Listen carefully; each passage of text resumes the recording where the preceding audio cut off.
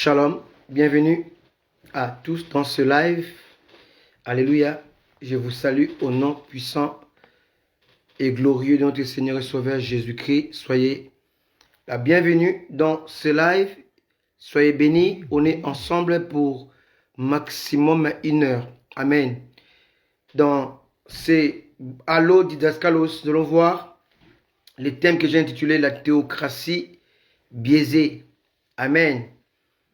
En attendant, avant de commencer, écoutons ces chants de notre sœur Constance, Alléluia, qui est ivoirienne. La langue est en dialecte ivoirien.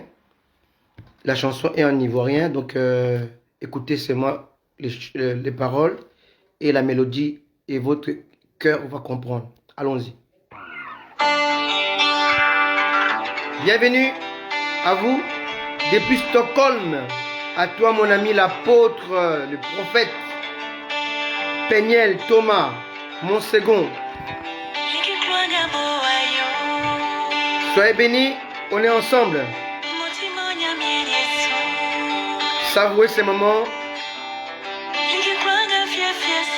La chanson dit, tu peux te cacher, mais sache que Dieu voit tout, Dieu te voit.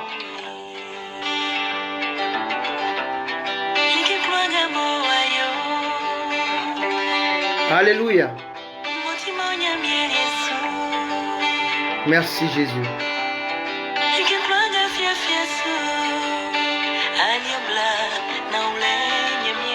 Je salue ma fille Gary depuis Paris.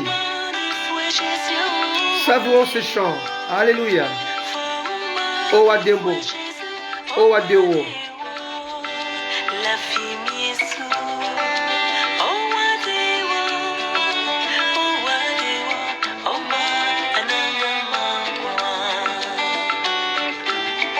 Merci Jésus.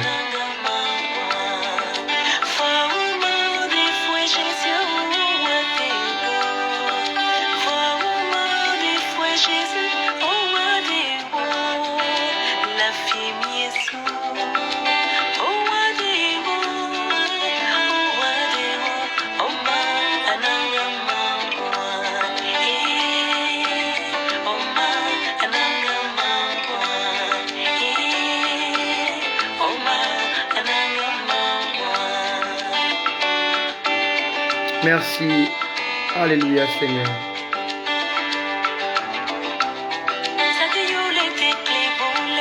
Merci Adonai.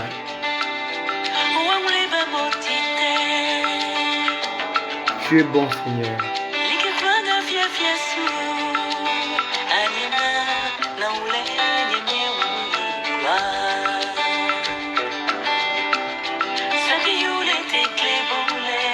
Oh, merci Jésus. Je vous salue au nom de Jésus. Alléluia.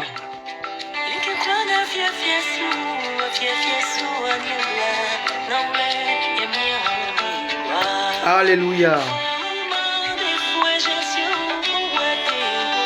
Soyez bénis depuis le Kenya, Nairobi, mon frère Jean-Louis Nkela, l'apôtre. Et je salue ma fille depuis Londres. Alléluia. Pacheline Bombo. Salut mon fils depuis la Belgique. Jéry Tim. Soyez bénis. On est ensemble. Accrochez-vous à Jésus. Merci Jésus. Alléluia. La chanson dit, tu peux te cacher où tu veux, mais sache que Dieu te voit. Et devant lui, tu t'es dévoilé. Merci Jésus.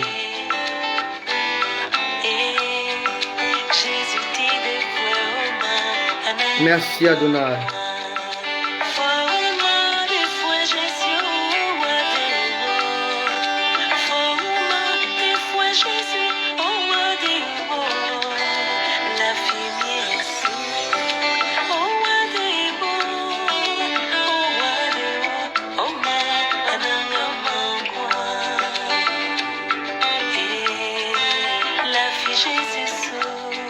Merci Jésus.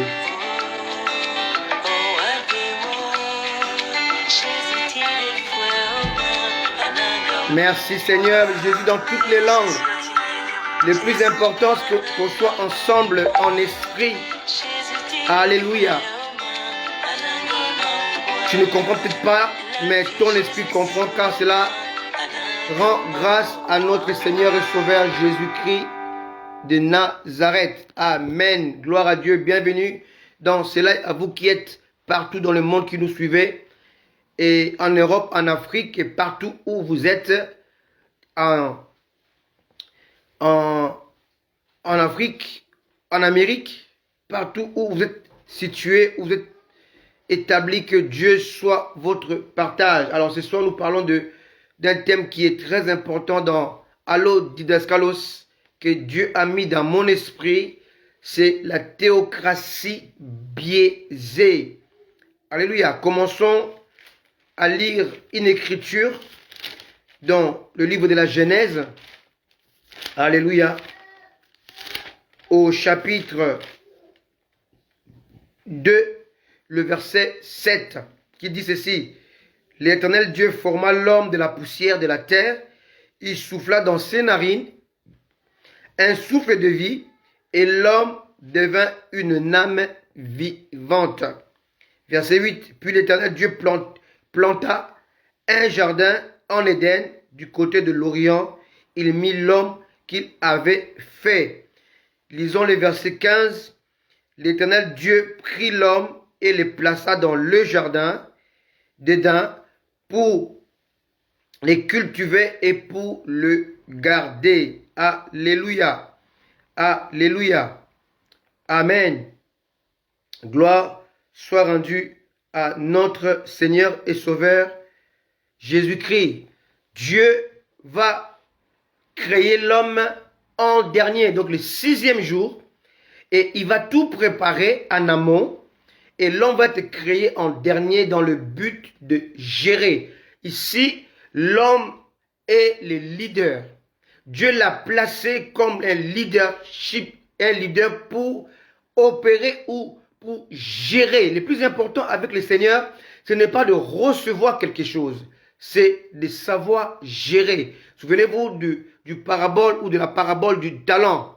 Jésus va donner la parabole d'un maître de la maison qui va donner les talents à ses serviteurs, et il va aller en voyage, et au retour,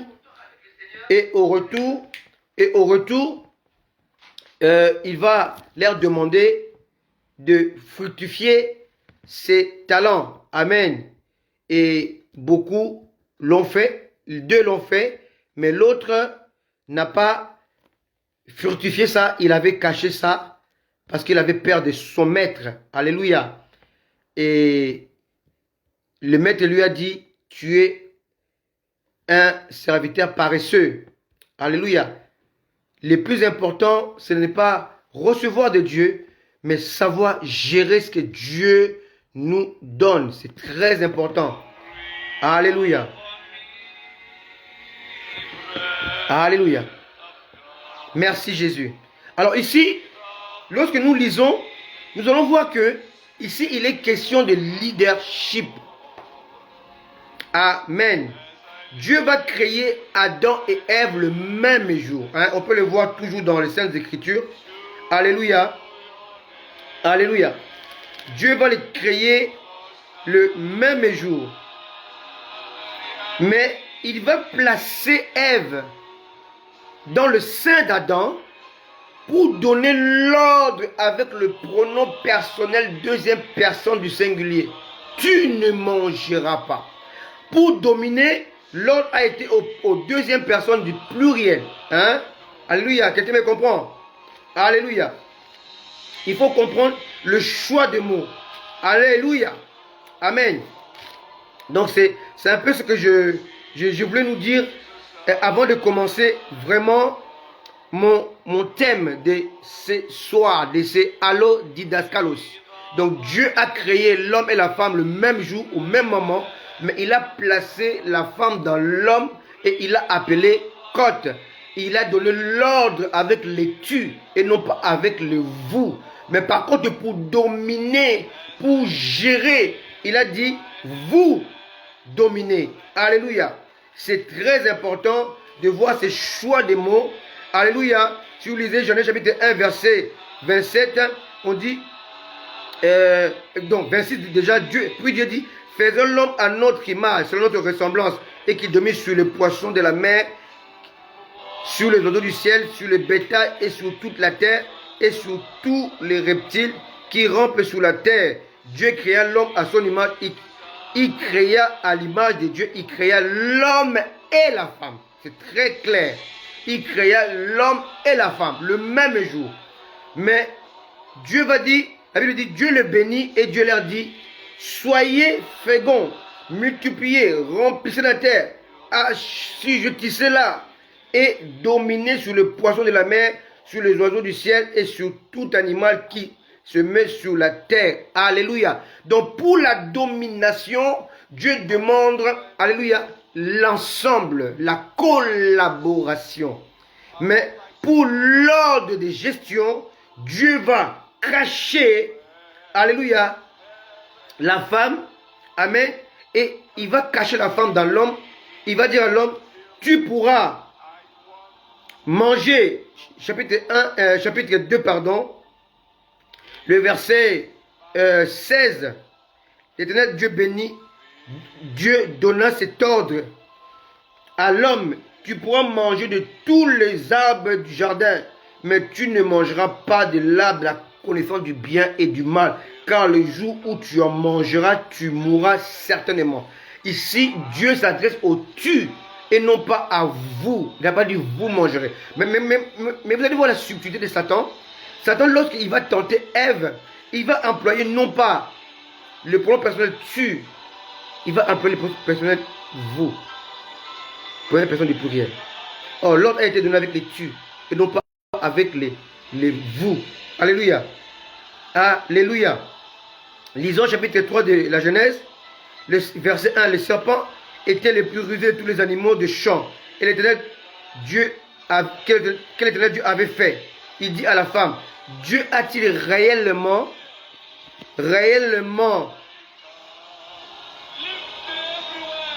dit, vous ne mangerez pas de tous les arbres du jardin. Voilà ici, il y a deux pièges. Il y a l'adverbe réellement pour semer les doutes. Deuxièmement, il y a le vous qui n'a rien à voir avec les tu de Dieu. Alléluia. Et là, c'était les deux pièges dans lesquels Ève a mordu. Et lorsque Ève a répondu, la femme répondit au serpent, nous mangeons du fruit des arbres du jardin, mais quant au fruit de l'arbre qui est au milieu du jardin, Dieu a dit, vous ne mangerez pas. Dieu n'a jamais dit, vous ne mangerez pas. Dieu a dit, tu ne mangeras pas. Alléluia. Il s'est adressé à Adam, pas à Ève. Ève s'appelait Côte, elle était cachée dans l'homme. Alléluia. C'est très important.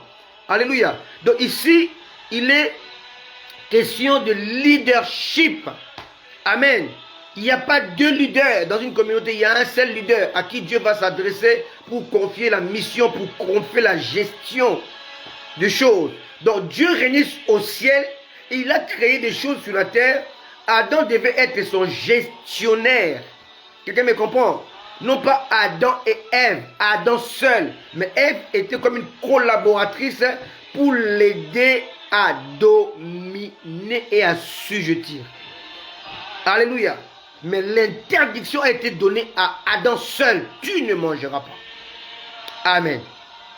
C'est très important. Voilà pourquoi lorsque Ève a mangé, a donné à Adam, lorsque Dieu est arrivé, Dieu a commencé par parler à Adam à qui il avait donné l'ordre. C'est très important. Donc dans la théocratie, il en est question. Parce que ce soir nous parlons de la théocratie biaisée. Dans la pensée secrète de Dieu, il est question d'établissement d'un régime théocratique. Alléluia. Sur la terre, au milieu d'un peuple choisi et élu. Amen. C'est la raison pour laquelle Dieu voulait faire d'Israël un peuple mis à part, autrement dit, un royaume théocratique. Donc, dans la pensée de Dieu, l'idée d'un royaume établi en Israël n'existait pas. Alléluia. On peut le prouver dans toute la Bible.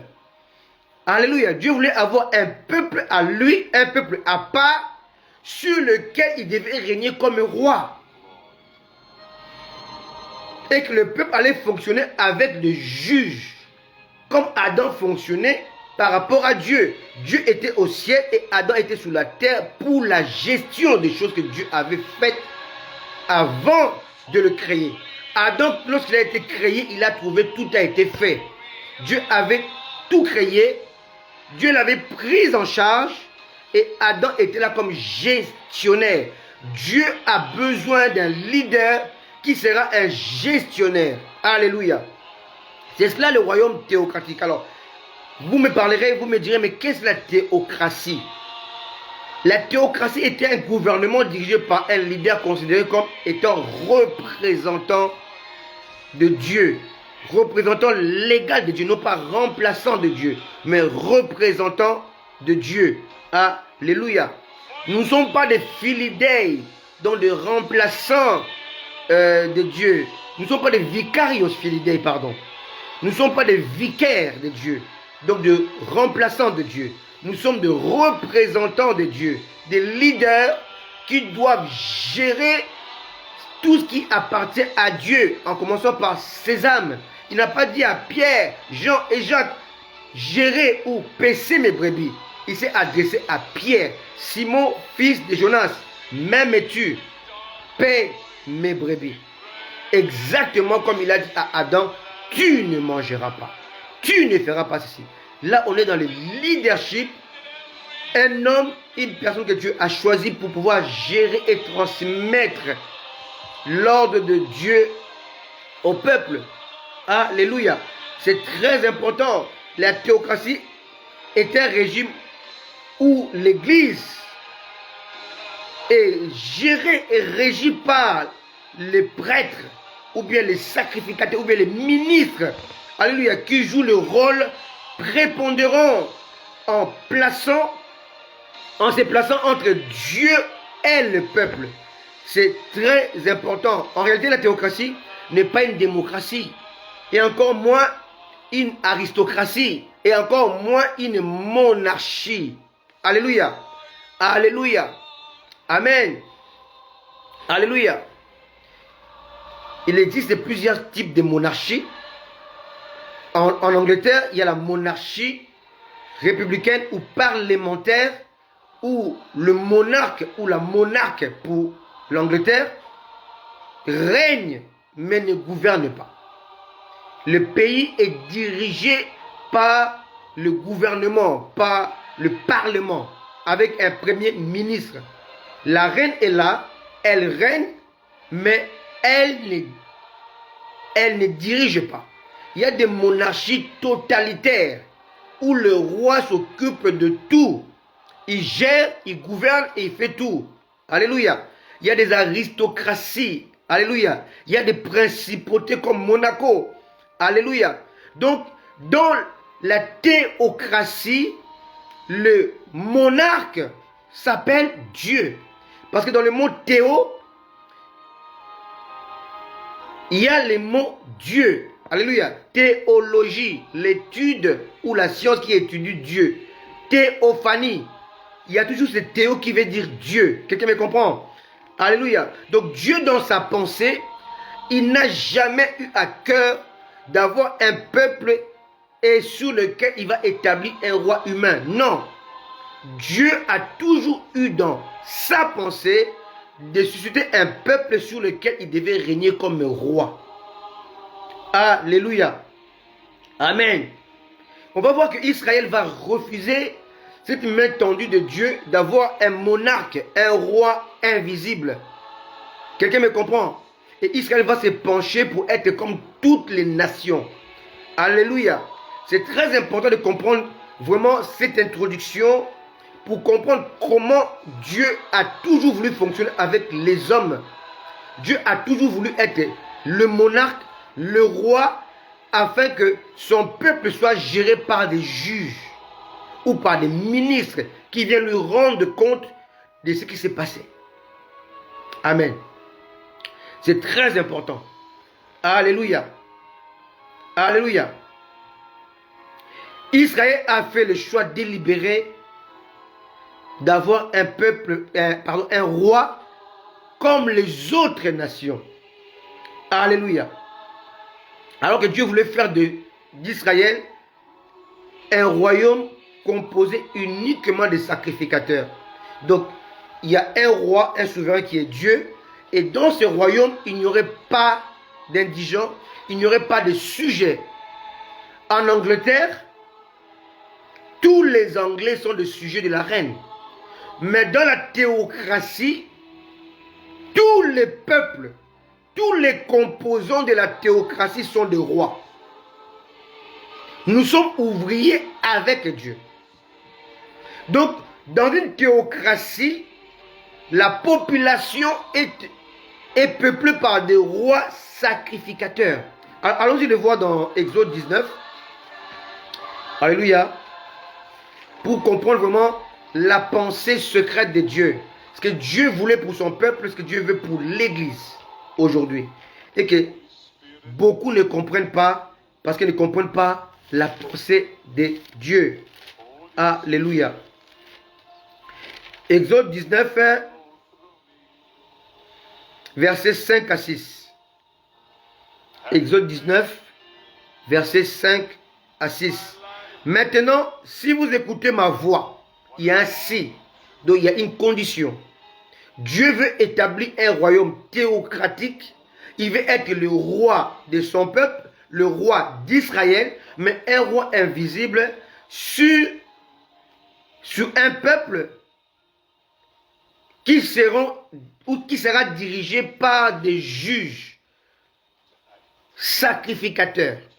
Donc, des gens qui doivent dominer en étant consacrés. Ils sont rois, en même temps sacrificateurs, le peuple, mais qui sont sur leur tête des juges. Alléluia. Des responsables ou des gestionnaires. Alléluia. Maintenant, si vous écoutez ma voix et si vous gardez mon alliance, vous m'appartiendrez entre tous les peuples, car toute la terre est à moi. Vous serez pour moi un royaume de sacrificateurs et une nation sainte. Voilà les paroles que tu diras aux enfants d'Israël. Donc Dieu parle à Moïse, il va leur transmettre cette bonne nouvelle du royaume théocratique. Je vous ai libéré de l'Égypte pour faire de vous un peuple, une nation théocratique. Vous n'aurez pas besoin de roi. Je vais vous prendre en charge. Je vais vous porter sur les ailes d'aigle. Alléluia. Je vais prendre soin de vous. Je vais être votre monarque. Alléluia. Donc le but de Dieu n'était nullement de faire d'Israël un royaume ordinaire. Amen. Alléluia.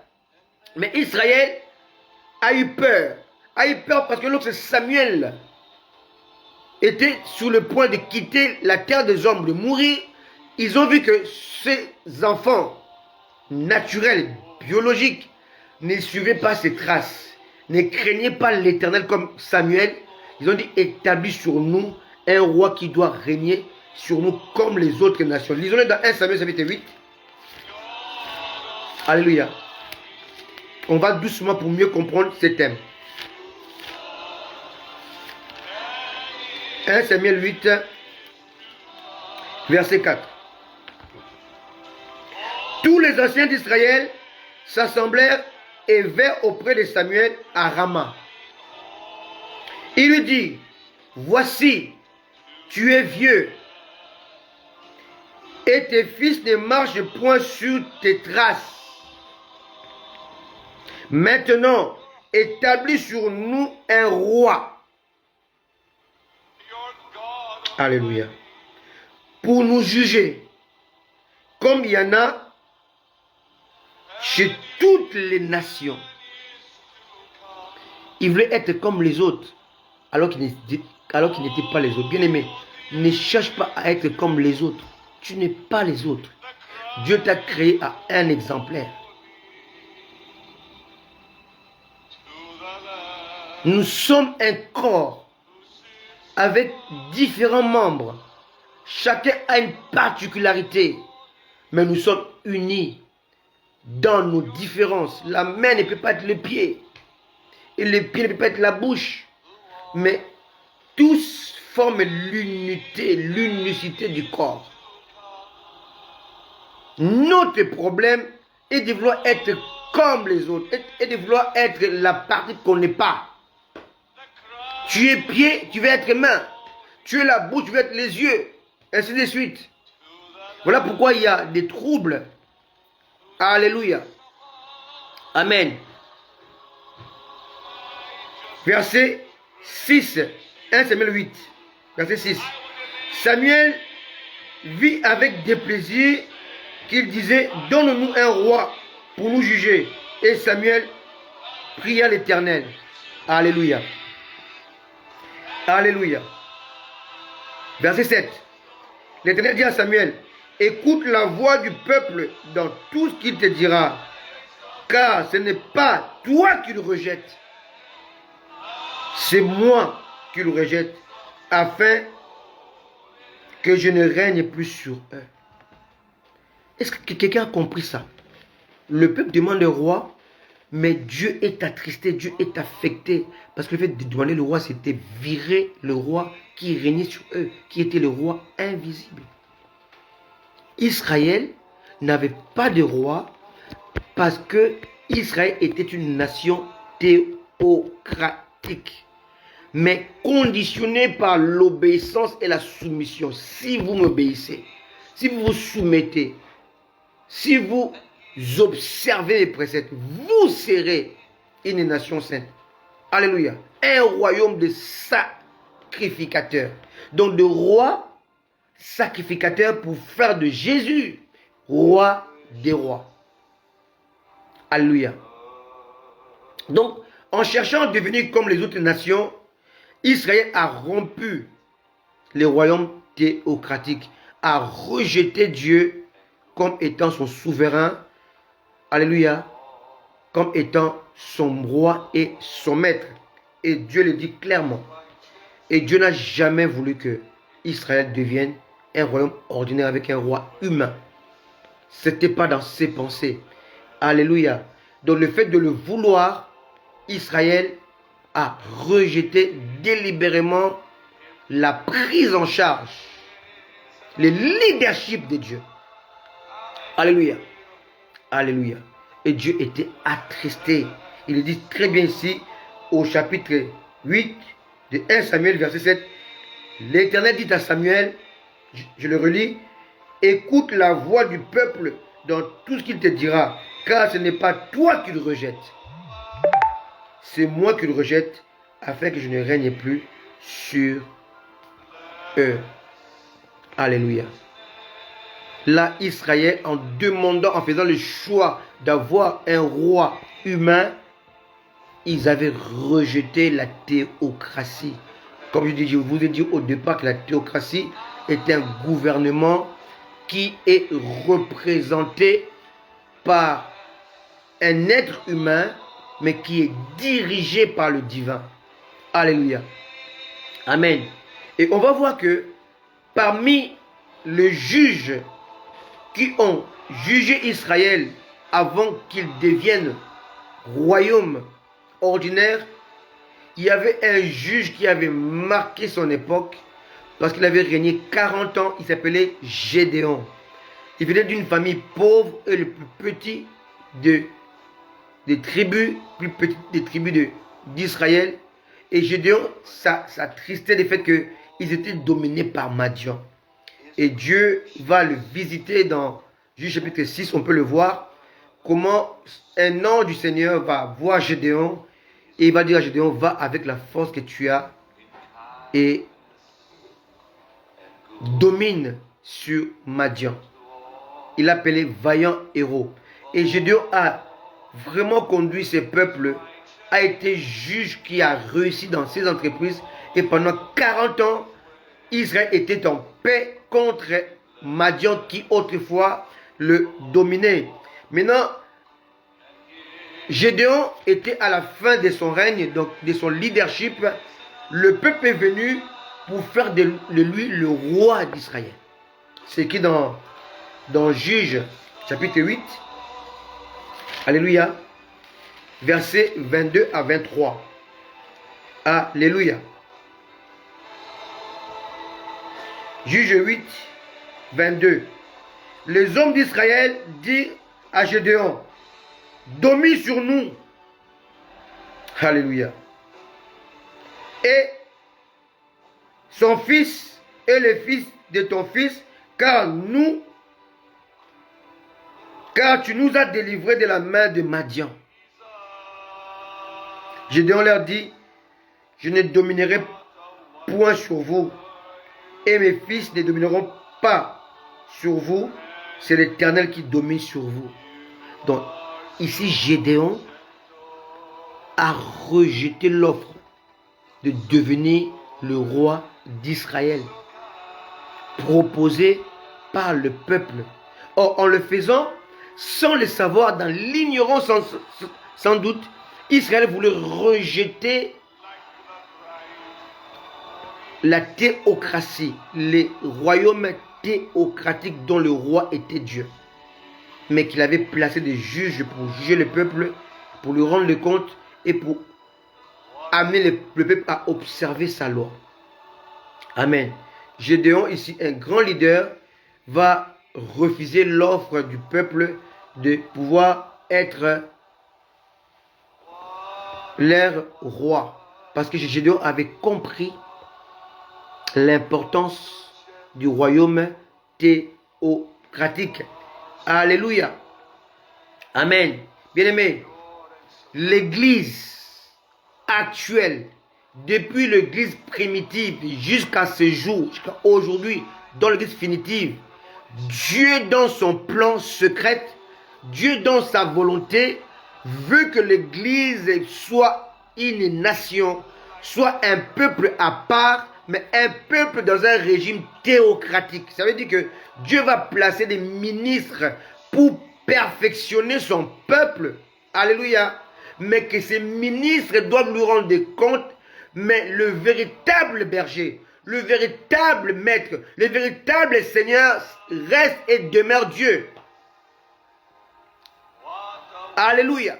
Et à cause de la rédemption, à cause de la croix, à cause, Père éternel, à cause du sacrifice du Christ, l'Église est devenue une nation théocratique, un peuple saint, un peuple acquis, non pas avec un si, non pas par condition, non pas par rapport à la soumission, non pas par rapport à l'obéissance, parce que l'obéissance de Christ a suffi.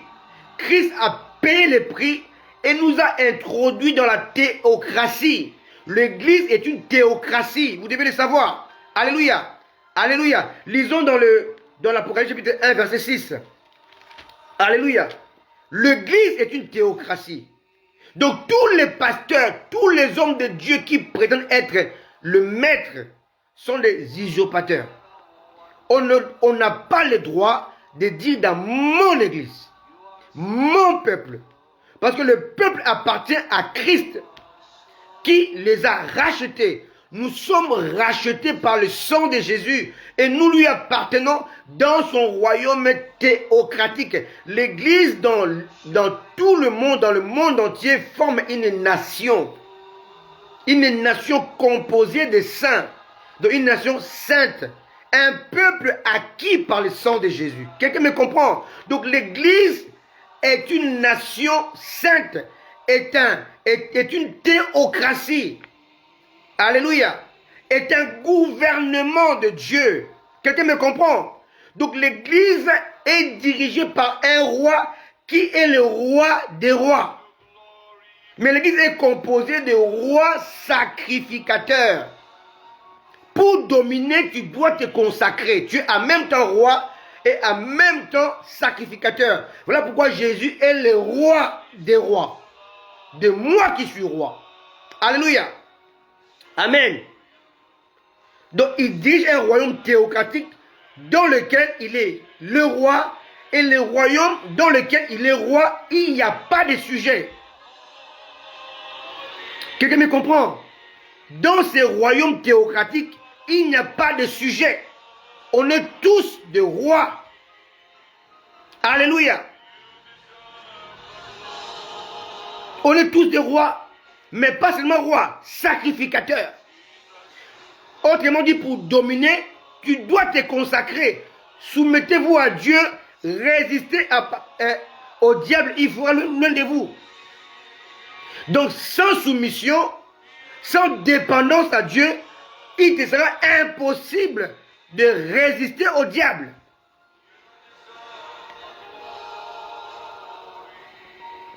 Quelqu'un me comprend? Alléluia. Lisons Apocalypse 1, verset 6. Alléluia. Apocalypse 1, verset 6.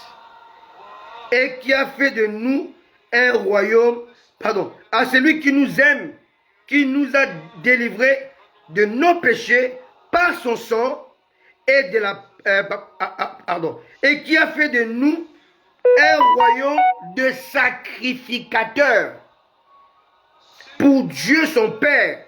À lui soit la gloire et la puissance au siècle des siècles. Amen. Si on va au chapitre 5, verset 10, on va voir la même chose. Amen. Tu as fait d'eux un royaume de sacrificateurs pour notre Dieu, et ils régneront sur la terre. Pourquoi sur la terre? Parce que c'est un royaume théocratique. Il ne s'agit pas de royaume de Dieu ou royaume des cieux. Vous devez comprendre qu'ici nous sommes dans un royaume théocratique. Un royaume théocratique dont le souverain est divin.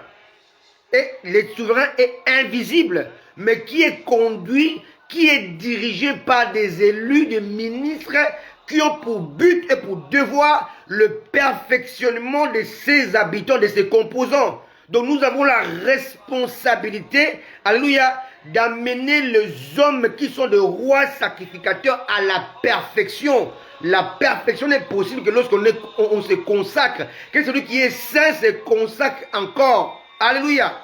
Donc nous sommes des rois sacrificateurs. Alléluia. Donc nous sommes appelés à dominer en passant par la consécration, par la soumission, par la dépendance, parce que nous sommes pris en charge par Dieu. Est-ce que quelqu'un comprend? Je monte encore là. Alors, dans 1 Pierre 2, chapitre 2, verset 8, il va encore éclairer cela. 1 Pierre 2, verset 8. Là, je suis en train de tourner dans l'introduction pour que vous puissiez comprendre avant que je puisse commencer moi le message. 1 Pierre 2, verset 8. Alléluia.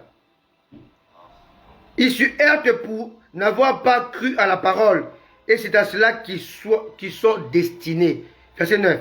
Vous, au contraire, vous êtes une race élue, un sacerdoce royal, une nation sainte, un peuple acquis, afin que vous annonciez les vertus de celui qui vous a appelé des ténèbres à son admirable lumière.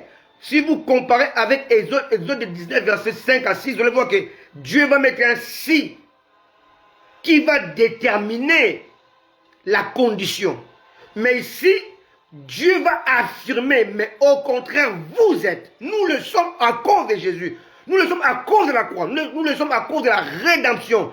Les Juifs, ils avaient une condition. Si vous obéissez, si vous observez mes lois, si vous gardez mon alliance, vous serez une nation sainte. Vous serez un royaume de sacrificateurs. Il y avait un si. Ils n'ont pas obéi. Ils ont rejeté Dieu en faisant un veau d'or. Alléluia. Ils ont brisé l'alliance de Dieu. Donc ils ont cessé d'être un royaume théocratique parce qu'ils ont cherché un roi humain. Alléluia. Ils ont affecté Dieu, ils ont rejeté l'alliance de Dieu. Mais ici, pour l'Église, on dit, vous au contraire, vous êtes une race élue. Un sacerdoce, un royaume de sacrificateurs. une nation sainte, un peuple acquis par quoi? Par le sang de Jésus. Afin que vous annonciez, donc Dieu vous a fait une race élue, une nation sainte, un saint sacerdoce, pour un but, pour annoncer les vertus. Pas pour croiser les bras. Parce que le roi doit régner. Et les sacrificateurs doivent servir Dieu dans le sacerdoce. Alléluia. Pas pour croiser les bras, on a une mission à accomplir.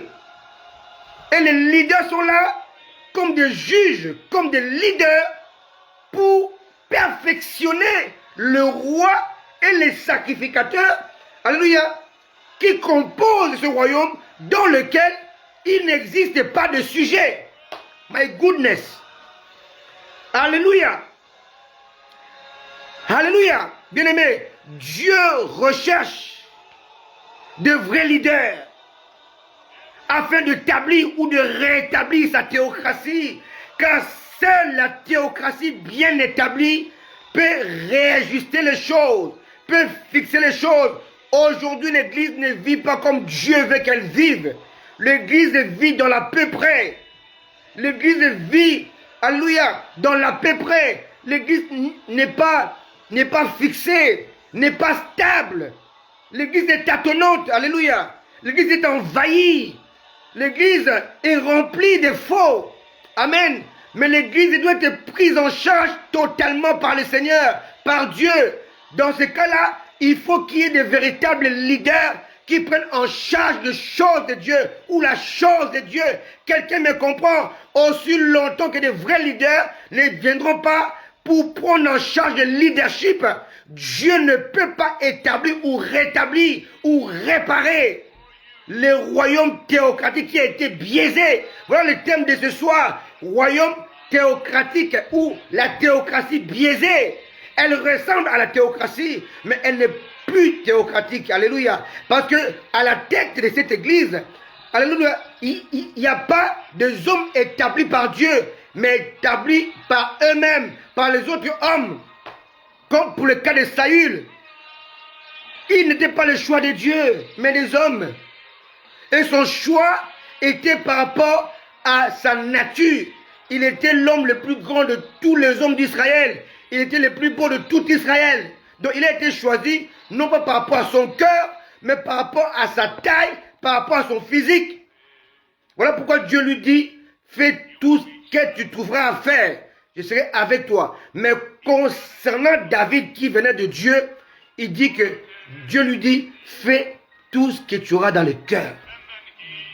Donc ils n'ont pas dirigé le royaume de la même manière.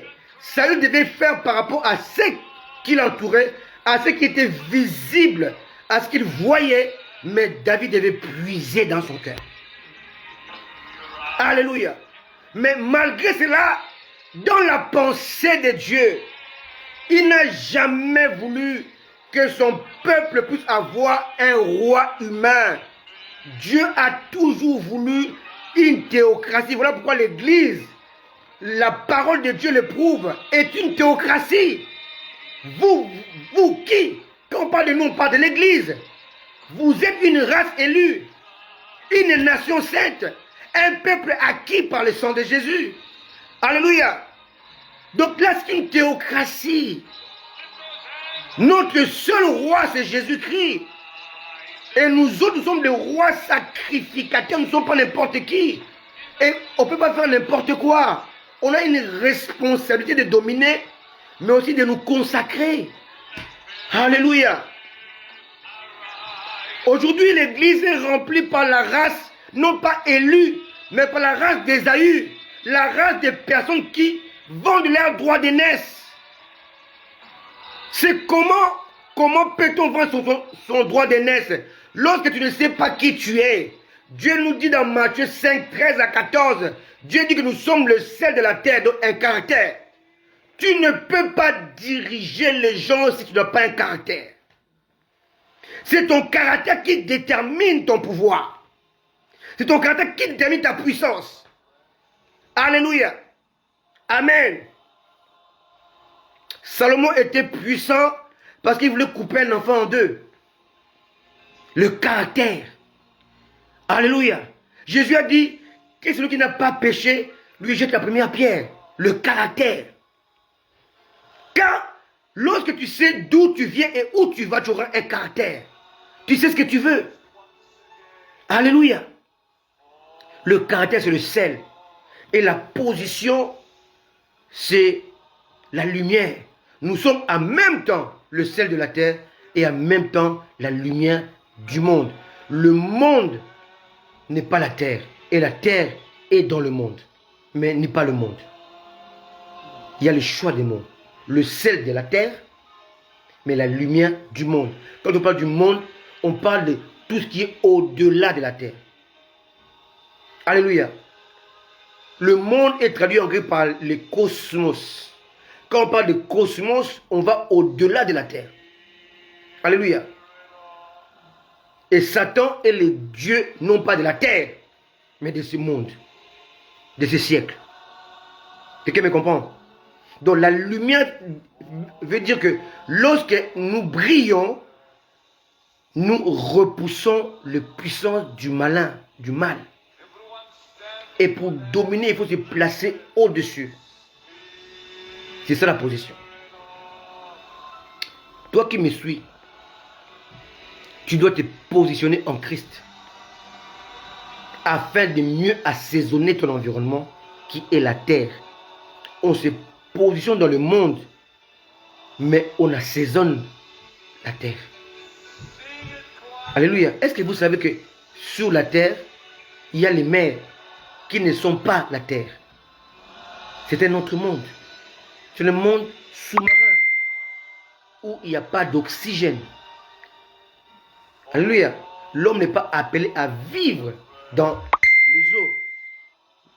Et les poissons ne sont pas appelés à vivre sous la terre. Quelqu'un me comprend? Alléluia. Soit en même temps le sel de la terre, en même temps la lumière du monde. Et en même temps un caractère de Dieu, de Christ, et en même temps la position de Christ. Alléluia. C'est très important. Donc Dieu veut que nous puissions rétablir dans nos cœurs ce royaume théocratique où lui seul règne, mais que nous sommes des rois sacrificateurs qui exercent un leadership. Alléluia.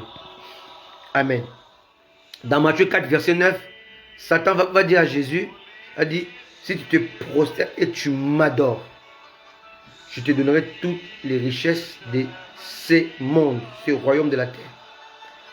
Qu'est-ce que Satan voulait au juste demander à Jésus? Il voulait lui prendre son droit d'aînesse, son autorité de domination. Écoutez-moi très bien. Satan était venu devant Ève comme étant en forme de reptile. Or, regardez bien dans l'ordre de Dieu, Dieu a dit, tu domineras sur les reptiles. Donc, déjà, Satan, en venant vers Ève, il était déjà sous la domination de celle-ci, parce que Ève avait reçu l'ordre de dominer sur le reptile. Donc, la forme qu'il avait prise pour tromper Ève, il avait échoué en avance. Parce qu'il avait le pouvoir de dominer. Vous savez, il y a des choses, il y a des codes dans tout ce que Dieu fait. Alléluia. Dieu envoie Moïse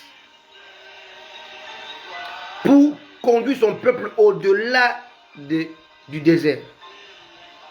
De quitter l'Égypte, de traverser la mer. Mais pourquoi Dieu va choisir Moïse? Premièrement, le peuple de Dieu, au bout de 400 ans, ne pouvait plus supporter la domination, l'esclavage égyptien. Ils vont crier à Dieu. Dieu va entendre leurs prières, leurs cris. Et Dieu va aller chercher Moïse dans le pays des Madian. Donc Dieu laisse là où il y a les problèmes. Il va chercher la solution. Quelqu'un me comprend? Alléluia. Tu peux crier à Dieu. Dieu pour te répondre, il ne veut pas venir vers toi parce que tu as besoin. Tu as besoin de la solution. Israël criait en Égypte, mais Dieu est parti à l'opposé, chercher la solution. Pourquoi Moïse? Parce que Moïse veut dire sauver des eaux. En mettant Moïse à la tête de ce groupe qui était plus de 2 millions d'individus, étant devant, l'eau avait reçu l'ordre de ne pas l'avaler. Quelqu'un me comprend cette profondeur? Sauver des eaux. Ça veut dire que lorsque Moïse arrive devant les eaux ne peuvent pas l'avaler. Parce que les eaux ne peuvent pas avaler celui qui est sauvé des eaux. Celui qui a vaincu les eaux. Celui qui est appelé à ne jamais se noyer. C'est pour cela même que Moïse n'est pas mort dans les eaux, il est mort sur la montagne. Quelqu'un me comprend?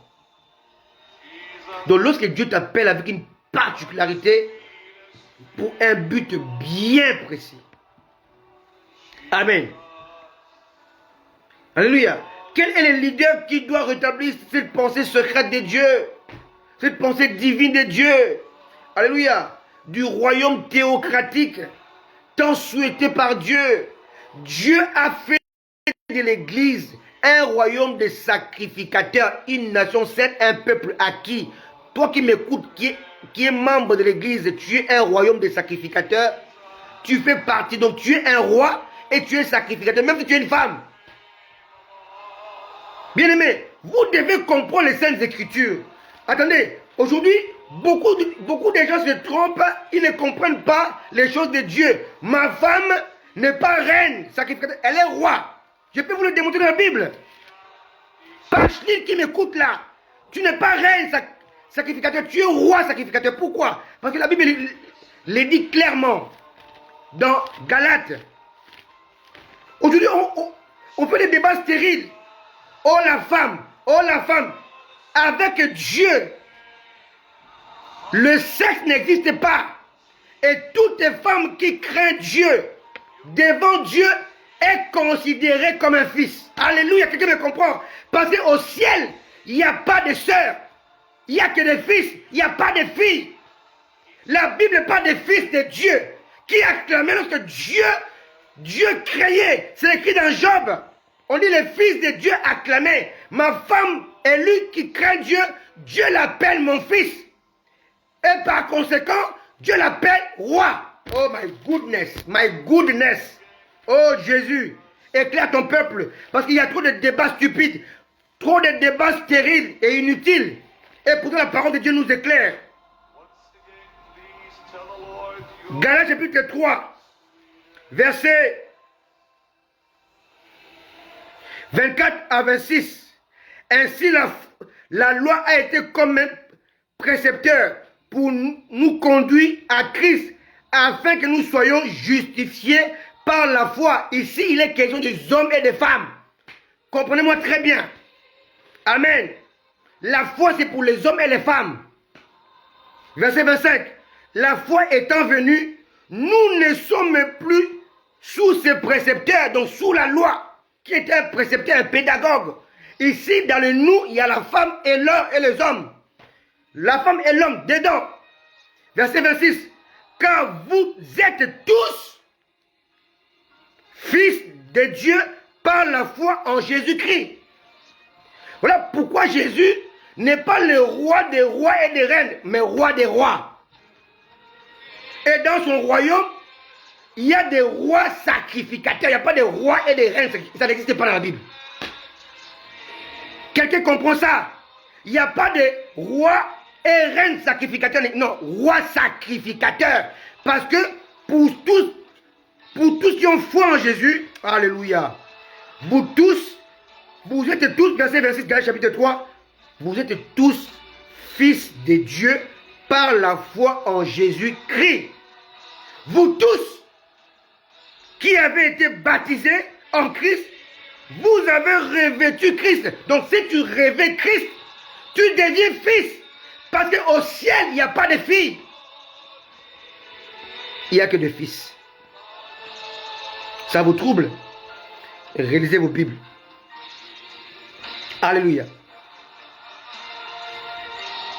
C'est pas moi, c'est la parole de Dieu. Pourquoi on ne dit pas les reines sacrificateurs ou sacrificatrices? Roi. Il n'y a pas ici, oh, Paul a dit ça pour... Non, il n'y a pas de règne, il y a de roi sacrificateur. Parce que ceux qui ont foi en Christ, ce sont fils de Dieu. Alléluia. Quelqu'un me comprend? Alléluia. Passons. L'établissement du royaume théocratique équivaut à la prise en charge totale et définitive de Dieu. Lorsque ce royaume sera totalement établi ou rétabli dans l'Église, il n'y aura plus d'indigents comparé à l'Église primitive. Il n'y aura plus de gens qui vont manquer quoi que ce soit parce que Dieu va prendre soin de cela. Quelqu'un me comprend? Parce que nous mélangeons tout. Les femmes, ceci, les femmes doivent être écartées. Mais vous devez savoir que vous ne pouvez pas faire d'une... Jésus l'a encore répondu aux pharisiens, aux sadducéens, qui disaient, mais au ciel, la femme sera acquise. Jésus a dit, mais vous ne comprenez pas la parole de Dieu et les mystères. Vous ne comprenez pas les choses de Dieu. Au ciel, les hommes ne vont pas se marier, ils seront tous fils de Dieu. Quelqu'un me comprend? Alléluia. Parmi les anges, il n'y a pas de filles. Oh, Jésus a dit, nous serons comme des anges. Ils seront comme des anges. Oh, parmi les anges, il n'y a pas de féminin. Il n'y a que des fils. Et tous les anges que Dieu a envoyés ou que Dieu mentionne dans la parole de Dieu portent les noms d'hommes. Michel, Gabriel, alléluia, ce sont tous des fils de Dieu. Et dans Job, on dit que c'était les fils de Dieu qui acclamaient lorsque Dieu créait. Pas de filles. Parce que nous devons avoir l'image de Dieu qui n'est pas masculine ou féminine. Mais Dieu est un père. Et Dieu a des fils. Et Jésus-Christ n'a pas été créé, n'a pas été enfanté par Dieu, a été engendré par Dieu. Et lorsque nous acceptons Jésus, lorsque nous nous convertissons, lorsque nous naissons de nouveau, nous sommes engendrés en esprit, qu'on appelle la nouvelle naissance. Et nous devenons fils de Dieu et par conséquent, étant membres de l'Église, nous devenons de rois sacrificateurs. Alléluia. Mon histoire se trouve dans Juge chapitre 9, verset 1 à 20. Ici, on parle de la parabole de Jotham. Alléluia. Oh, merci Jésus. Écoutez-moi ce chant. Alléluia. Yes. Écoutez ce chant. Pour que je cherche les versets d'écriture. Merci Jésus. Oh, merci Adonai. Yes.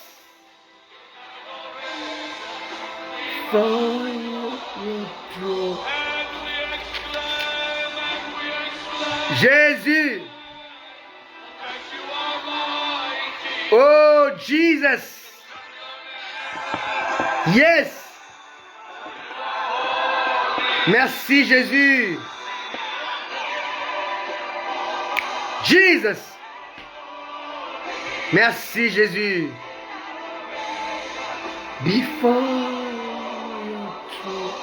Bien-aimé, Juge chapitre 9, verset 1. Amen. Abimelech, fils de Jéroubal, donc Gédéon, se rendit à Sichem vers les frères de sa mère. Et voici comment il leur parla, ainsi qu'à toute la famille de la maison du père de sa mère. Dieu dit, je vous prie aux oreilles de tous les habitants de Sichem, vaut-il mieux pour vous que 70 fils, alléluia, 70 hommes, tous fils de Jéroubal, donc de Gédéon, dominent sur vous, ou qu'un seul homme domine sur vous. Et souvenez-vous que je suis votre os et votre chair. le frère de sa mère répétait pour lui toutes ces paroles aux oreilles de tous les habitants de Sichem. Et leur cœur inclinant en faveur d'Abimelech, car il se disait, c'est notre frère. En fait, Gédéon a eu 70 enfants avec plusieurs femmes légitimes, épousées, mais il avait eu un autre enfant avec une concubine. Alléluia. Qui n'était pas légitime, donc c'était un fils illégitime. Il s'appelait Abimelech. Et il était très méchant, rempli de méchanceté. Et il voulait, comme il était originel de Sichem, et il va maintenant jouer avec les origines. Abimelech est l'image de faux pasteurs, de faux serviteurs de Dieu, des serviteurs du ventre et des serviteurs usurpateurs qui veulent usurper la gloire de Dieu. Alléluia, des faux prophètes, des faux serviteurs qui s'introduisent dans le milieu chrétien, dans le royaume théocratique pour apporter le désordre. Écoutez bien, très bien cette histoire. Verset 4. Ils lui donnèrent 70 cycles d'argent qu'ils enlevèrent de la maison de Baal-Bérith.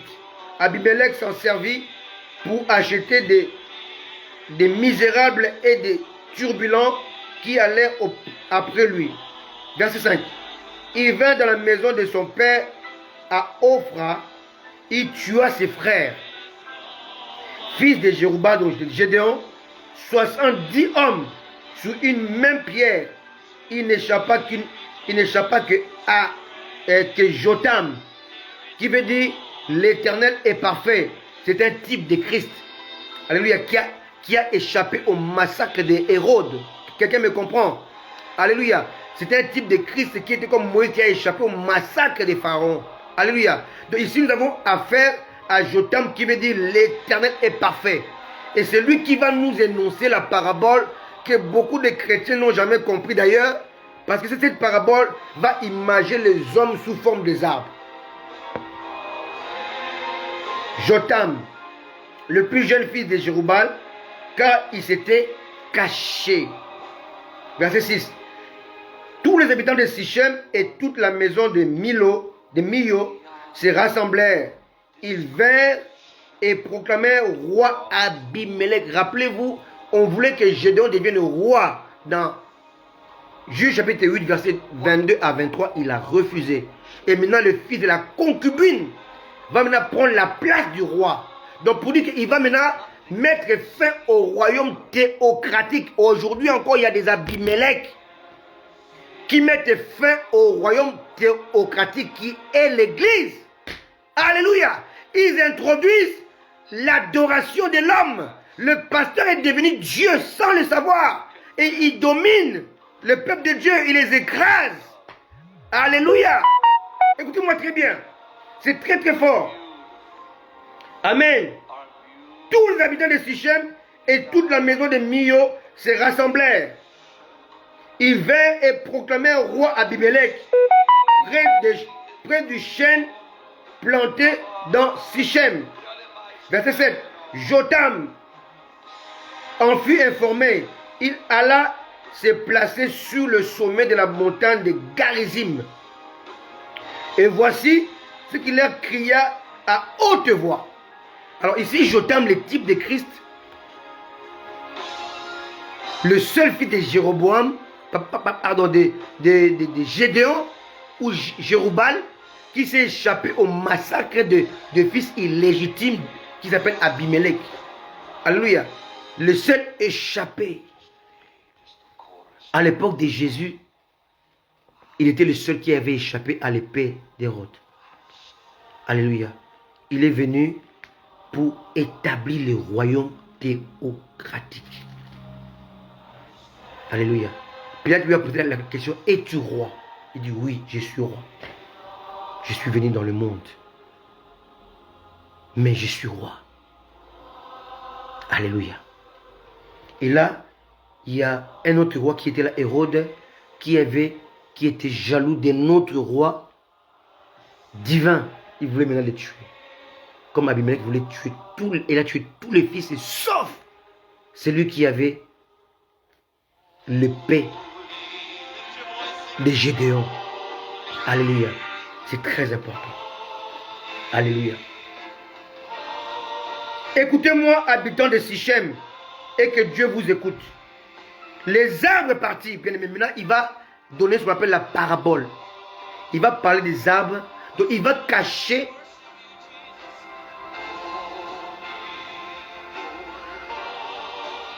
il va sortir un mystère. Il dit les arbres partis pour aller oindre un roi et les mettre à leur tête. Alléluia. Ils dirent à l'olivier, règne sur nous. Mais l'olivier leur répondit, renoncerai-je à mon huile qui m'assure les hommages de Dieu et des hommes pour aller planer sur les arbres. L'olivier a refusé la royauté ou bien le leadership proposé par les autres arbres. Alléluia. Verset 10. Et les arbres dirent au figuier, viens, toi, règne sur nous. Mais le figuier leur répondit, renoncerai-je à ma douceur et à mon excellent fruit pour aller planer sous les arbres? Le figuier a refusé le leadership, le refus de leadership. Verset 11. Pardon, verset 12. Et les arbres disent à la vigne, viens toi, règne sur nous. Mais la vigne leur répondit, renoncerai-je à mon vin qui réjouit Dieu et les hommes pour aller planer sous les arbres? Trois arbres dans la Bible qui sont imagés soit par Israël, soit par l'Église. Mais n'oubliez pas que l'apôtre Paul a dit dans Romains que nous sommes issus de l'olivier sauvage et Dieu a coupé les branches de l'olivier franc qui dépendaient du cep qui est Christ. Dieu a coupé, les a enlevés et nous a greffés à la place. Donc quand on parle de l'olivier, il est aussi question ici de l'Église. Il est question ici aussi d'Israël. Alléluia. Israël a échoué parce que Israël n'a pas suffisamment mené le leadership qu'il fallait pour conserver la théocratie. Israël est allé adorer les Baals. Quelqu'un me comprend? Et aujourd'hui, dans l'Église primitive, les hommes de Dieu placent plus les pouvoirs sur eux. Ils rejettent Dieu comme roi. Alléluia. Rappelez-vous, le figuier maudit dans Matthieu 21. Et le figuier va renaître dans Matthieu 24, qui devient un exemple. Le figuier maudit qui n'avait pas de fruits, c'était Israël. Donc ici, la parabole est une image. Une image qui cache des profondeurs, la révélation. Ici, on a deux arbres. Alléluia. L'olivier, qui est l'image d'un homme, d'une femme ointe. Parce que l'olivier, alléluia, l'olivier, alléluia, sert, produit de l'huile d'olive. Or, l'huile d'olive était utilisée pour fabriquer l'onction. L'huile d'onction pour oindre le roi. On n'oublie pas que dans le royaume théocratique, il faut qu'il y ait des rois pour oindre les sacrificateurs. Or, dans le royaume théocratique, il fallait qu'il y ait des sacrificateurs. Donc, des oliviers. Quelqu'un me comprend? Quelqu'un me comprend? L'olivier est en même temps roi à cause de l'huile, en même temps sacrificateur à cause de l'huile. Quelqu'un me comprend? L'olivier refuse le leadership. Toi qui m'écoutes, tu fais exactement comme Israël. Dieu t'a oint. Dieu t'a oint de son huile de grâce pour annoncer les vertus, pour annoncer ses vertus au peuple. Mais tu refuses, tu ne penses qu'à toi, tu ne penses qu'à tes enfants, tu ne penses qu'à ta vie, tu ne penses qu'à ton avenir, mais tu ne penses pas aux âmes perdues de Jésus. Tu refuses de travailler, tu refuses de travailler pour le Seigneur, dans le Seigneur, à cause du Seigneur, en collaboration avec le Seigneur. C'est toi l'olivier. Tu te dis c'est dur, je n'ai pas envie de planer sur les autres. Je refuse le leadership. Et tu oublies que le royaume théocratique a besoin de leadership, a besoin de leaders humains pour discipliner le peuple. Bien aimé, aussi longtemps que Moïse était à la tête d'Israël, il n'y avait pas de rivalité. Il les faisait taire. La Bible dit que quand Samuel est mort, c'était la débandade. Parce qu'il y avait la fin de leadership. Le feu commençait à s'éteindre. Alléluia. Faute de leadership. Le monde dit faute de bois. Le feu s'éteint. Faute de leadership. Le royaume théocratique commence à disparaître par l'Église. S'il y avait de vrais leaders dans ce monde, beaucoup de faux pasteurs se seraient tués. Il y a un pasteur qui a fait n'importe quoi au Cameroun, bien aimé. Les leaders se sont rassemblés. Ils ont dit que tu le veux ou pas, tu ne peux plus exercer ici au Cameroun. Il était obligé d'immigrer et quitter le Cameroun. Quelqu'un me comprend? Il y avait des leaders au Congo. Les Adi Nabal. Lorsqu'ils se levaient, ils parlaient. Il y avait des leaders au Nigeria. Les Idaoussa. Alléluia. Alléluia. Il y avait des musulmans qui voulaient s'attaquer aux églises au Nigeria. Un leader se levait. Il a dit, si vous essayez, toutes vos mosquées vont brûler par le feu qui va descendre du ciel. Bien aimé, maintenant il y avait deux parties de musulmans. Une partie de ceux qui voulaient brûler les églises, une partie qui combattait pour qu'ils ne brûlent pas les églises. Je dis, si vous essayez, les mosquées vont brûler. Parce qu'il connaissait la force de son leadership. Et il y avait des musulmans qui montaient la garde pour veiller sur les églises. Contre les autres musulmans. Quelqu'un me comprend ça? Parce que lorsqu'il y a des vrais leaders, la musulman va s'arrêter. Lorsque Dieu suscite de vrais leaders, où les vrais leaders se réveillent, tous ces petits charlatans vont arrêter de s'amuser avec Dieu. Alléluia. Il est temps que Dieu puisse amener des Élie qui vont se lever, qui vont dire, jusqu'à quand tanguerez-vous des deux côtés? Si Dieu si l'Éternel est Dieu, allez vers lui. Si c'est Baal, allez vers lui. Mais cessez de tanguer, de boiter des deux côtés. Aujourd'hui, l'Église ne sait plus quel sait suivre, quel pasteur écouter. Un pasteur vient et dit, le baptême d'eau le plus important, on le suit. Un pasteur dit, je vends le sang de Jésus, on le suit. Un pasteur dit, l'onction, c'est moi qui le donne, on le suit. On commence à vendre le salut. On commence à vendre l'huile et le sel. Il n'y a pas de vrais leaders qui vont se lever contre les serviteurs de Baal pour dire ça suffit. Il est question de royaume théocratique, de royaume où Dieu, Jésus seul est souverain. Lui seul est le roi des rois et on doit le servir. On doit se soumettre à lui. Notre devoir, notre responsabilité est de prêcher la saine doctrine, et de prêcher la parole de Dieu, et de prêcher le salut en Jésus, et de prêcher le renoncement des œuvres mortes, et de prêcher le baptême, tant par immersion, tant par le baptême du Saint-Esprit de feu, et de prêcher le jugement éternel, et de prêcher la résurrection des morts, et de prêcher l'imposition des mains. Voilà les 6 fondements de la sainte doctrine qui ont disparu de nos jours. Et Dieu a besoin de vrais leaders qui vont ramener ces choses. Alléluia. Les apôtres n'avaient pas 1000 prédications. Pierre n'a jamais prêché sur les sorciers. Pierre n'a jamais parlé des anges. Jamais. Pierre a parlé de Jésus-Christ, du baptême et du Saint-Esprit. C'est tout. Alléluia. Répentez-vous, convertissez-vous, afin que vos péchés soient pardonnés et vous allez recevoir le temps de rafraîchissement. C'est tout ce que Pierre a prêché.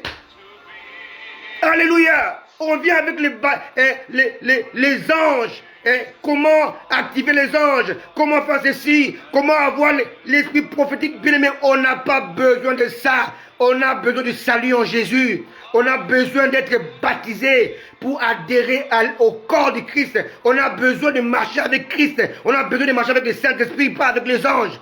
Alléluia. Dieu veut de véritables leaders. Je poursuis ma lecture. Alléluia. Verset 12. Et les arbres disent à la vigne, viens, règne sur nous. Bien-aimé, l'olivier a refusé. Le figuier a refusé. La vigne, le vin était fabriqué pour réjouir les cœurs. Le vin était aussi utilisé comme étant médicament. Lisez bien la parabole des beaux samaritains. Les beaux samaritains avaient utilisé le vin pour panser les plaies. L'alcool de vin servait comme médicament. Alléluia. Et le vin symbolise aussi le Saint-Esprit, l'homme rempli du Saint-Esprit. Mais la vigne leur répondit, renoncerai-je à mon vin qui réjouit Dieu et les hommes pour aller planer sur les arbres? Alors tous les arbres dirent au buisson d'épines. Au buisson d'épines ne portait aucun fruit, avait des épines. À l'époque d'Abimelech, à l'époque ancienne, les buissons d'épines servaient à une seule chose, à mettre le feu. Quelqu'un me comprend? Le buisson des filles permettait à mettre le feu parce qu'il ne portait aucun fruit. C'était les épines. Alléluia. Alors tous les habitants dirent au buisson d'épines, viens, toi, règne sur nous. Et le buisson d'épines n'a pas dit non. Répondit aux arbres, si c'est de bonne foi que vous voulez moindre pour votre roi, venez, réfugiez-vous sous mon ombrage. Sinon, un feu sortira du buisson d'épines et dévorera le cèdre des Liban. Quelqu'un me comprend? Aujourd'hui, l'Église est composée de gens, des leaders qui ont vendu leurs droits d'aînesse et qui ont transféré cela au buisson d'épines, aux hommes de Dieu qui aiment la démonstration, mais qui ignorent la piété, aux hommes de Dieu qui viennent avec des paroles sucrées, qui caressent les oreilles. Aujourd'hui, l'Église est conduite par les buissons d'épines, par Abimelech, un assassin, un fils de perdition, un fils illégitime. Alléluia. Quelqu'un me comprend? Parce que nous avons refusé le leadership. On a refusé de parler alors que nous voyons des charlatans en train d'agir, en train de se manifester. On ferme notre bouche. Mais Jotam se lève. Parce que Jotam est l'image et le symbolisme de Christ qui donne l'alerte. Attention, attention, attention. C'est lui que vous appelez comme étant le roi. Il vient pour stopper le royaume théocratique dans lequel vous appartenez. Alléluia. Bien-aimé, Saphira et son mari Ananias sont morts sous l'alliance, sous la grâce. Quelqu'un me comprend ça? Je répète, Ananias et Saphira sont morts sous la grâce. Vous savez pourquoi? Parce que la gloire était là, l'église. Croyez-vous vraiment que Dieu peut laisser tous ces buissons d'épines, tous ces Abimelech faire ce qu'ils font à l'église sans châtiment à cause de la grâce? L'apôtre Paul parle, il parle d'Alexandre le forgeron, il parle d'Hyménée, il dit Jésus est livré à Satan. Est-ce que l'apôtre Paul parle sous la loi ou sous la grâce? Quelqu'un me comprend? Amen. Parce que c'était de vrais leaders. Alléluia. Alléluia. L'apôtre Pierre, sous la grâce, a dit à Simon le magicien, un faux converti, il dit que ton argent périsse avec toi. Voilà de vrais leaders qui n'avaient pas froid aux yeux, qui défendaient les intérêts du royaume théocratique. Il y avait la crainte de Dieu. L'apôtre Paul livrait au diable et Pierre disait Que ton argent périsse avec toi. Il y a mon ami, sûrement il me suit, le prophète Eli Kiti. Il était parti en province au Congo, il prêchait et il y avait un homme qui venait pour perturber le culte, le séminaire. Il venait se déshabiller pour attirer l'attention de ceux qui étaient là et pour perturber le culte. C'est lui qui m'a donné ce témoignage lui-même. Il est venu le premier jour, le deuxième, le troisième jour. L'homme de Dieu, le prophète était fatigué. Il dit, je te remets entre les mains de Dieu. Bien-aimé, sur les champs, l'homme est devenu fou. Sa famille est venue supplier le prophète, s'il te plaît, prie pour lui. Il dit, non, je ne l'ai pas livré au diable, je l'ai remis entre les mains de Dieu. Allez demander à Dieu. La crainte de Dieu doit revenir à l'église. Nous devons voir que Dieu, à cause de sa gloire, que tous ces faux qui essaient de s'agiter, que Dieu les livre en spectacle. Alléluia. Voilà pourquoi les gens ils viennent, ils font n'importe quoi. Un païen vient à l'église, il fait n'importe quoi. Il va engrosser une soeur, il va partir avec la soeur de l'église. Dans l'église, le pasteur viole les soeurs. Il est là. Personne ne peut lui parler. Il est Dieu. Ces choses-là, à l'époque de Pierre, de Paul, ne se faisaient pas. Parce que ces gens furent de véritables leaders. Je prie pour que le royaume théocratique se rétablisse, se tablisse, se manifeste, afin que l'ordre revienne à l'église. Alléluia. Alléluia. Alléluia. Alléluia. L'olivier, avec l'huile d'olive, on fabrique aussi les lampes. La lumière. Vous êtes la lumière du monde. Mais vous refusez de chasser les ténèbres. Parce que vous mélangez avec les ténèbres. Alléluia. Autrefois, les Juifs furent des lampes, des lumières qui éclairaient le monde. Ils avaient les flambeaux de Dieu. Aujourd'hui, ils sont sombrés dans la perversion, dans l'humanisme séculier. Ils attendaient notre Messie. Alors que le Messie était déjà venu. Ils sont aveuglés. Parce qu'ils ont été déracinés de l'olivier sauvage. De l'olivier franc. Et Dieu a greffé l'église à l'olivier sauvage. A greffé l'église, l'olivier sauvage, à l'olivier franc. Faisons attention. Parce que Dieu a prévu de les regreffer à nouveau. C'est écrit dans Romains. Je n'ai pas le temps de le lire. C'est écrit dans Romains. Dieu va encore le regreffer à nouveau. Ils vont bénéficier de la sève de Dieu. Et Dieu aura un jugement avec eux. Et ils vont revenir à lui. Alléluia. Amen. Le royaume théocratique. Dieu veut rétablir ce royaume dans les cœurs. Il veut changer nos vies. Il veut discipliner nos vies. Il veut nous prendre en charge. Et cela dépend de nous. De notre démarche. Car Dieu ne peut pas nous forcer. Le salut est un don de Dieu. Mais ne se manifeste que par notre foi. Notre adhésion volontaire. Nous sommes sauvés par la grâce. Mais ce n'est pas le moyen, pas les bras de la foi.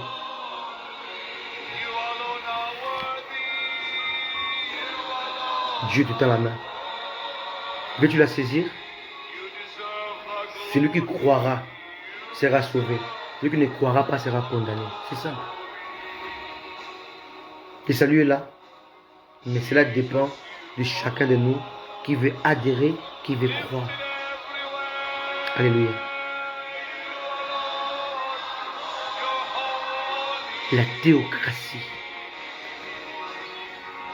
est nécessaire Car l'Église est une théocratie, est une nation sainte, un peuple acquis, un sacerdoce royal.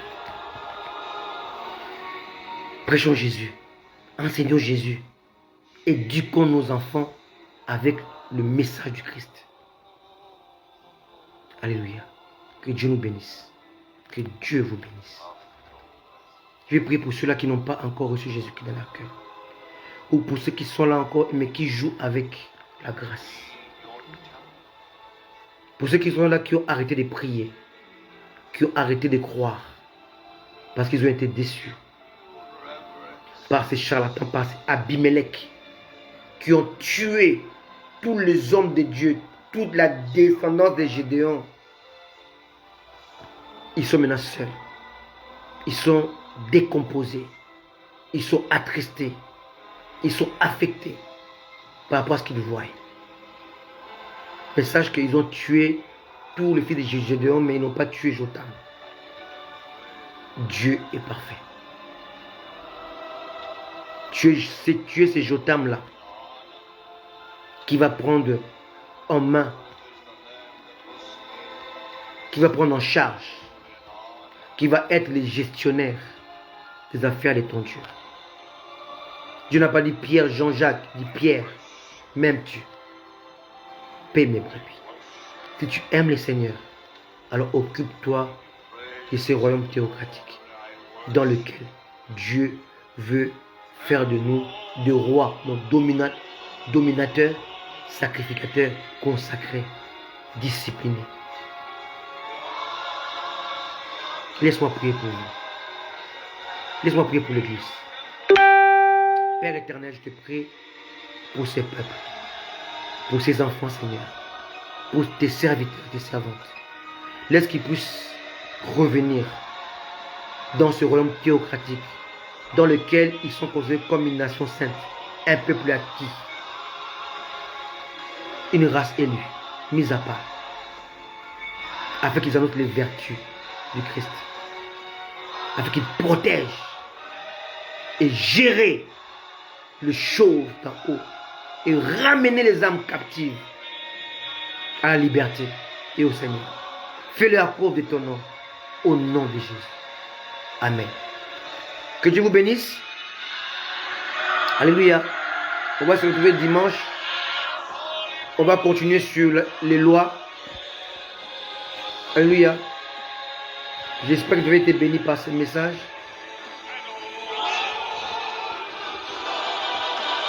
Écoutons cette chanson. On va se séparer avec celle-là, cette chanson. Que la gloire de ta présence remplit ton temple. Remplit nos cœurs. Remplisse vos cœurs. Soyez bénis. Vous n'êtes pas n'importe qui. Nous ne sommes pas n'importe qui pour faire n'importe quoi. Dieu nous aime. Nous sommes des Jotam, les rescapés de la mort. Nous voulons arrêter l'élan de Abimelech, qui est le buisson d'épines. Je suis l'olivier.